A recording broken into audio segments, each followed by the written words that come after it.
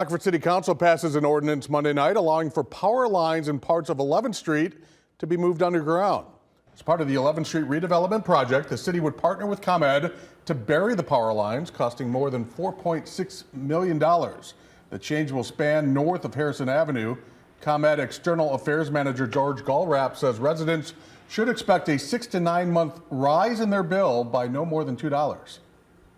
You don't have lightning strikes, you don't have car accidents, you don't have animals chewing on the wires, different things like that. You don't have the possibility of a wire breaking and laying on the ground, endangering people. All those things are taken out of the equation.